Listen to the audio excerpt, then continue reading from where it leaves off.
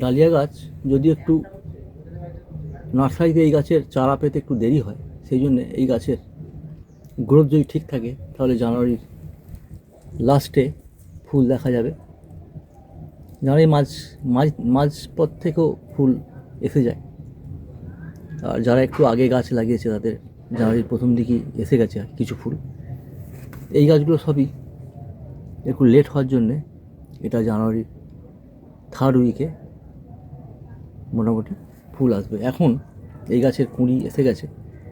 এই গাছে ফুল প্রতিটা ডগে ডগই আসে, তবে মেন ফুল একটা বড় হয়, সাইডে ধীরে ধীরে আসে। এতে এখন কাকা রোগ প্রতিরোধের জন্য কাকা 1 ml 1 লিটার জলে গুলে সূর্যাস্তের আগে স্প্রে করতে হবে। ফাঙ্গাসের জন্যে 1 মাস পর পর অ্যামিস্টার 1 ml 1 লিটার জলে গুলে বিকালে স্প্রে করতে হবে। নিম অয়েল 3 ml 1 লিটার জলে গুলে 20 দিন পর পর স্প্রে করতে হবে। আর 15 দিন পর পর খোল জল, সর্ষে খোল 1 লিটার জলে গুলে 3 দিন রেখে দিন। 4 দিন 5 দিনের মাথায় সেটা আবার গুলিয়ে নিয়ে তার থেকে 1 কাপ, চা কাপের 1 কাপ আবার ফ্রেশ 1 লিটার জলে গুলে দিন।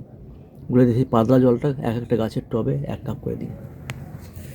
খোল জল 15 দিন 20 দিন পর পর দেবেন।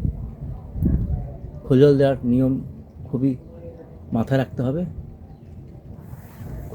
খোলের জল ওইভাবে যেভাবে বললাম, পাতলা জল করে 1 লিটার জলে 1 কাপ ঘন খোল জল মেশানো জল মিক্সিং করে জলকে পাতলা করে তারপর 1 কাপ করে দেবেন। এটা মাথায় রাখতে হবে। দেখুন ডালিয়া গাছের কুঁড়ি আসা শুরু হয়ে গেছে, কিছুদিনের মধ্যেই ফুল ফোটা শুরু হবে। Thank you. যে নলেজ ডালিয়ার ব্যাপারে ছিল বললাম, সাবস্ক্রাইব করবেন, পাশে থাকবেন। আবার পরে দেখা হবে। Thank you.